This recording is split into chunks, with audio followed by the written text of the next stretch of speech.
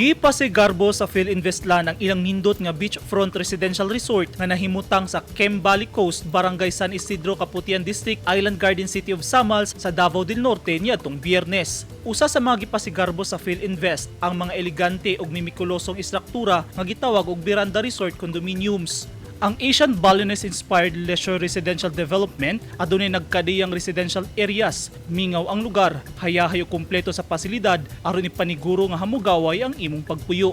Daghan ka og lugar nga kapilian kundi imong mapatukod ang imong gidamgo nga vacation house o imong panimalay tungod kay duol ra kini sa pantalan og 15 minutos lang gikan sa Samal Wharf. Sumala ni Vince Lawrence Abejo, Vice President ug Chief Marketing Strategist sa Filinvest, na iguusab sila sa pandemya apan nagpasalamat sila nga bisan sa hagit sa panahon ang phase 1 sa ilang proyekto nahurot na og kahalin tungod kay daghan ang nakauyon sa lugar kay gusto sa katawhan nga layo sila sa mga tapok. Just like every other developer in the country, the pandemic initially did take a hit our business. But the cool thing about it is Filinvest, at that point when the pandemic first struck, our priority at that point was to be able to secure the health and welfare of our employees. So everyone, all the officers of the organization, led by our president, put in place programs to make sure that our employees are well taken care of, that they have access to right medication, access to access to healthcare, I should say.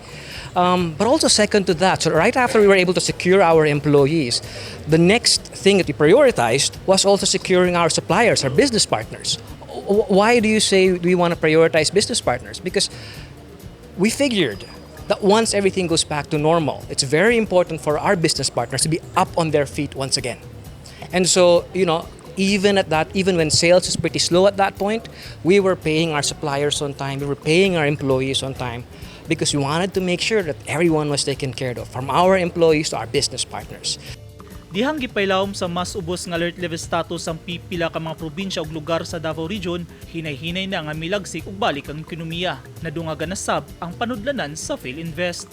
As the pandemic slowly became under control, and we started getting vaccines, people started becoming more brave, more courageous, if you like, more brave in going out, and started meeting up, and there's more commercial activity happening.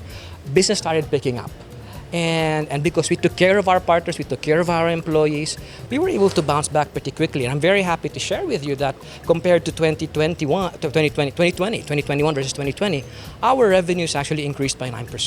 So that is really the value of taking care of people, your people, and taking care of your business partners. Matud ni Abejo nga diverse ang ilang mga kliyente sa Kimbali.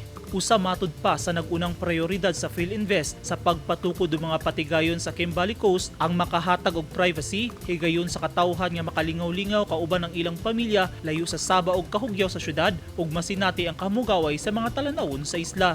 A very diverse client base, We have our customers range from the affordable segment, people who own their homes for the first time, to mid-price segment, and to people who enjoy a resort lifestyle, such as here in the Veranda and Kembali.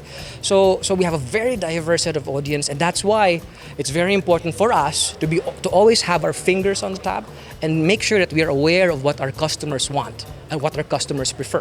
Now, we noticed a big change, if you like, in terms of customer preference during the pandemic. We noticed that people started asking for, more space, more greeneries, and I'm sure you also saw it in your own experiences talking to people, that people became more health conscious, and that's why we're very happy to offer this project, the Veranda Condominium, so that we'd like people to come in here. We'd like people to be part of the Filinvest Prestige lifestyle, where there's access to greeneries, access to open air, and more importantly, access to privacy, so that they can enjoy time with their families, enjoy time with their loved ones, and just be themselves. And that's what this is all about.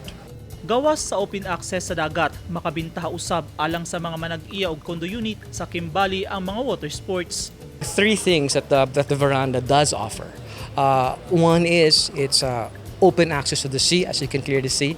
Second is there's just so much water sports that you can achieve here. You can go diving, you can go free diving, I should say. You can go kayaking.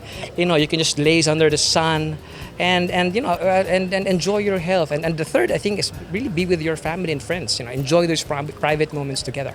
Gidasig sa Filinvest ang publiko nga pwede silang makabisita sa Valley Coast o galing interesado silang mukuha og lunaingon man kundo unit sa isla.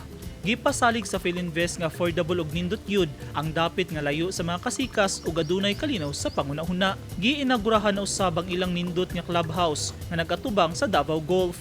Ang Valley property sa Samal Island, personal nga nadiskubrihan sa ilang kanhi Chief Executive Officer nga si Andrew Gutierrez. Ang Valley usa ka hapsay, malinawon og nindot nga paraiso alang sa mga mahiligon sa dagat. Eugene Hinutan, Newsline Philippines, Davao Region. Stay safe.